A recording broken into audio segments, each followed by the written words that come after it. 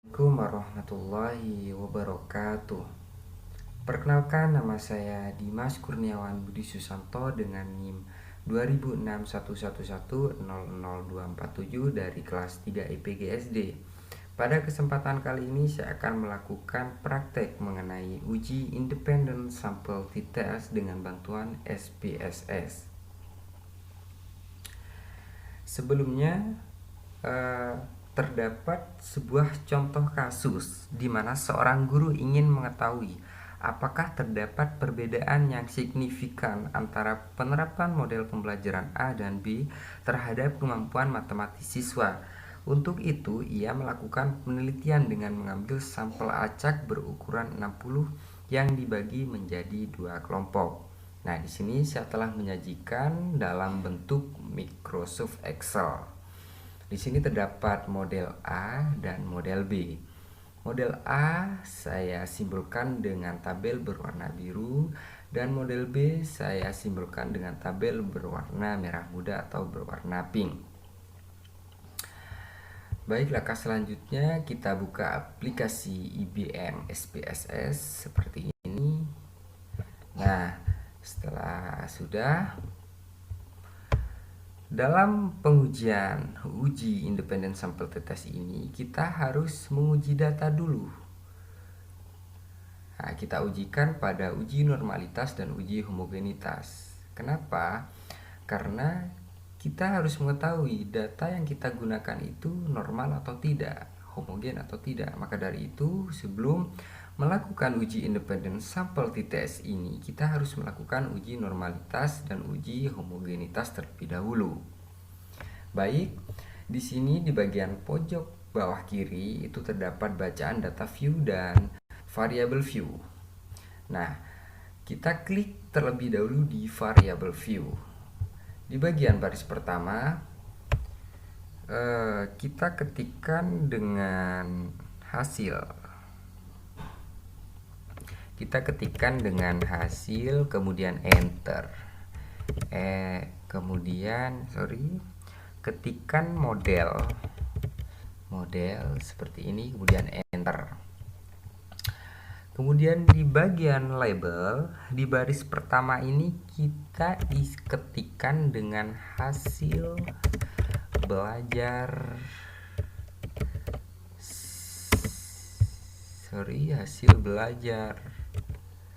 siswa, kemudian kita enterkan. Di baris kedua itu kita ketikkan dengan model pembelajaran seperti ini. Di bagian values, baris pertama itu kita kosongi, kemudian kita enter. Nah, di sini terdapat titik 3, kita klik kanan. Nah, di sini ada bacaan value labels. Jadi value labels ini kita isikan dengan angka 1 dan 2. Kenapa? Karena saya klasifikasikan berdasarkan model pembelajaran tadi. Model pembelajaran A itu 1 dan model pembelajaran B itu 2. Jadi untuk pembelajaran 1, value ini saya isikan 1, kodekan 1. Kemudian labelnya ini saya ketikkan dengan model pembelajaran A. Baik, seperti ini. Kemudian kita ketikkan add. Yang kedua, kita ketikkan 2 sama. Di bagian label kita ketikkan model pembelajaran B. Baik, setelah itu kita klik add dan kita klik OK. Seperti ini. Nah, kita cek di data view apakah sudah tertampil hasil dan modelnya. Nah, di sini sudah tertampil atau sudah terpapar hasil dan model. Nah, untuk langkah selanjutnya kita kembali ke Microsoft Excel.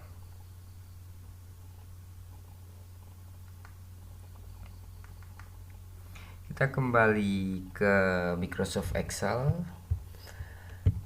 Berdasarkan pengklasifikasian tadi, itu kan ada 1 dan 2. Kita tuliskan 1 terlebih dahulu di sini. Kemudian kita kopikan sampai di bagian baris ke 31 seperti ini. Nah, selanjutnya kode 2 kita tuliskan 2.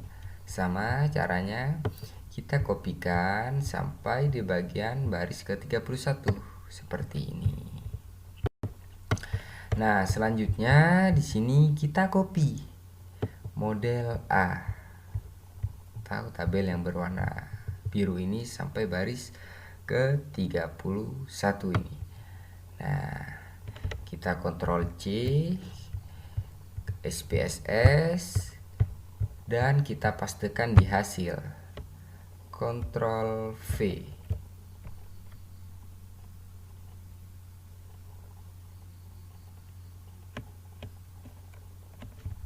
Maaf, sini keliru ya.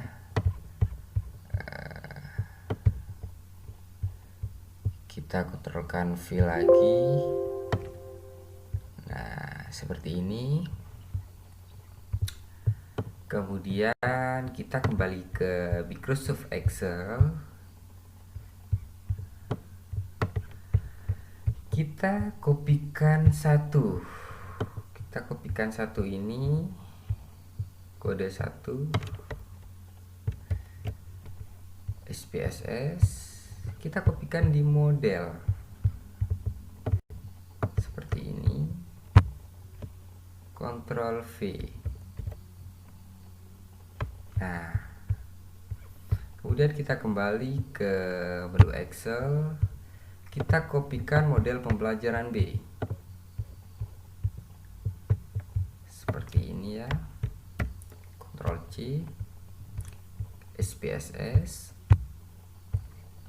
Kita geser kursornya ke bawah pada baris ke-31 di bagian hasil. Kita Ctrl V. Seperti ini sudah. Kita kembali ke Excel lagi. Kita kopikan kode 2 ini.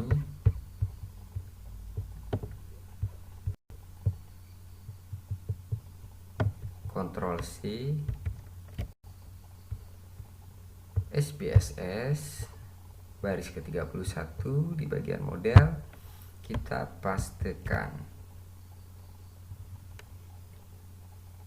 Ctrl V. Sepertinya tidak tercopy ya. Kita coba sekali lagi. Ctrl C. Maaf, di sini 2. Kita kontrolkan lagi.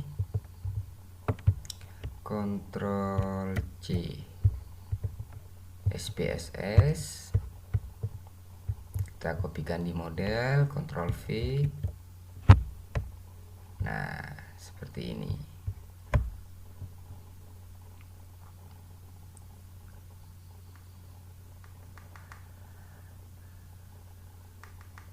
Nah, setelah itu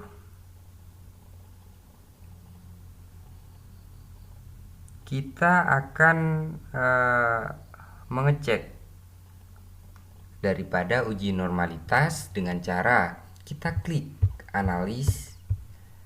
Nah, kita klik analis, kemudian deskriptif statistik ya. Nah, kita klik di sini, kemudian kita klik lagi explore. Nah, di sini terdapat hasil belajar siswa dan model pembelajaran. Hasil belajar siswa itu kita pindahkan ke dependent list. Dan model pembelajaran itu kita pindahkan ke factor list. Nah, kita pindahkan ke factor list. Kemudian di sini kan kita tidak hanya menguji normalitas saja kan, tapi kita bersama-sama di sini akan mengaji uji homogenitas juga. Maka di sini kita klik di bagian plots. Nah, di bagian plots ini kita klik normality karena kita akan menguji normalitas data. Selanjutnya di bagian bawah ini kita klik power estimation. Artinya di sini kita akan menguji homogenitas. Nah, setelah selesai kita klik continue. Nah, kemudian kita klik lagi OK. Baik. Sembari menunggu, ini akan menyajikan sebuah uji normalitas dan homogenitas data. Nah, di sini sudah tersaji daripada tes normality dan tes of homogeneity of variance. Di tes uji normalitas model pembelajaran A dan model pembelajaran B,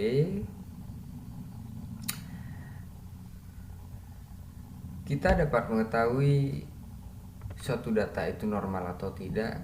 Itu kita lakukan dengan uji normalitas dengan atau berdasarkan signifikasinya.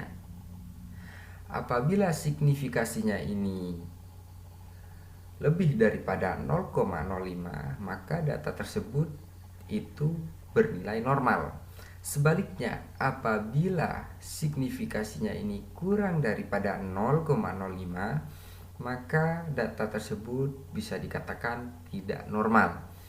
Jadi kita acuannya di sini adalah signifikasinya. Kita lihat pada model pembelajaran A dan model pembelajaran B itu signifikasinya itu 0,2.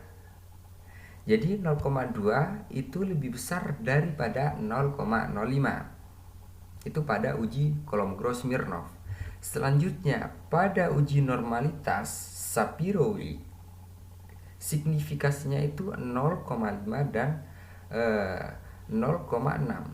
Artinya 0,5 dan 0,6 ini itu lebih besar nilainya daripada 0,05.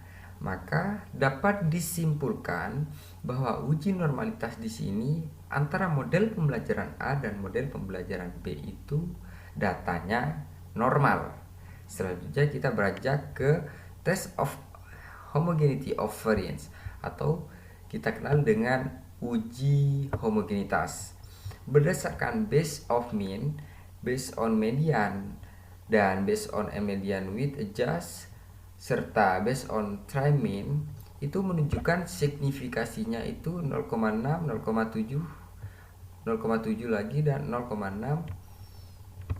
Artinya signifikasi tersebut itu lebih besar nilainya daripada 0,05. Maka dari itu data daripada hasil pembelajaran siswa di sini itu bersifat homogen. Kemudian selanjutnya kita kembali di menu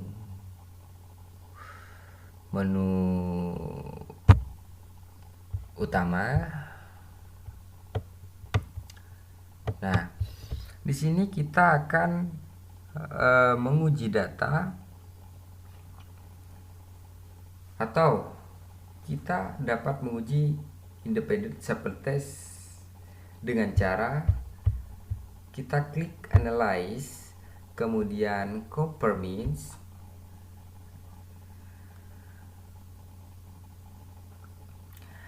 kemudian setelah itu, setelah compare means kita klik di bagian independent sample t-test. Nah, setelah itu kita pindahkan hasil pembelajaran siswa ini ke tes variabel S seperti ini, dan model pembelajaran kita pilihkan ke grouping variable. Kemudian kita klik define groups. Nah, grup 1 ini kita tuliskan 1, tokodekan 1, Dan grup 2 ini kita kodekan 2. Itu berdasarkan daripada pengkodean sebelumnya ya. Antara model pembelajaran A itu dikodekan 1 dan model pembelajaran B itu dikodekan dengan angka 2. Kemudian kita klik saja continue. Nah, kemudian kita klik OK. Nah, di sini sudah tertera daripada uji independent sample t-test. Nah, di sini ya. Karena data yang kita teliti itu pengujiannya itu homogenitas, maka yang dijadikan acuan itu equivalence assumption. Apabila tadi data yang kita teliti atau yang kita uji itu tidak homogenitas, itu kita menggunakan acuan equivalence not assume. Jadi kita di sini jelas menggunakan yang pertama equivalence assume. Dengan kita kembalikan lagi berdasarkan dasar pengambilan keputusan uji sampel t-test. Nah, di sini terdapat dua hal. Yang pertama, jika nilai signifikansi total itu kurang daripada 0,05, maka H0 ini ditolak dan HA-nya itu diterima. Kebalikannya, acuan selanjutnya, jika nilai signifikasi total itunya totaled, artinya di sini ya itu 0,05 lebih besar daripada 0,5, maka H0 diterima dan HA-nya itu ditolak.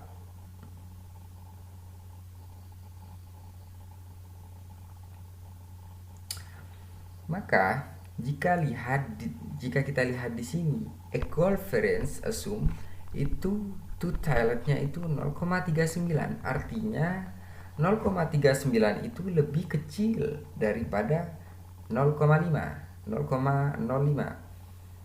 Nah, di sini berdasarkan rumusan hipotesis formalnya, maka kesimpulan daripada pengujian data uji independen sample t-test ini tidak ada perbedaan yang signifikan antara kemampuan matematis siswa yang menerapkan model pembelajaran A dan kemampuan matematis siswa yang menerapkan model pembelajaran B. Jadi itu merupakan kesimpulan daripada uji independen sample t-test dengan menggunakan SPSS. Baik, sekian daripada uji praktikum saya pada kesempatan kali ini. Mohon maaf apabila terdapat salah-salah kata dalam segi penyampaian. Mohon kiranya dimaafkan. Wabillahi taufiq wal hidayah. Wassalamualaikum warahmatullahi wabarakatuh.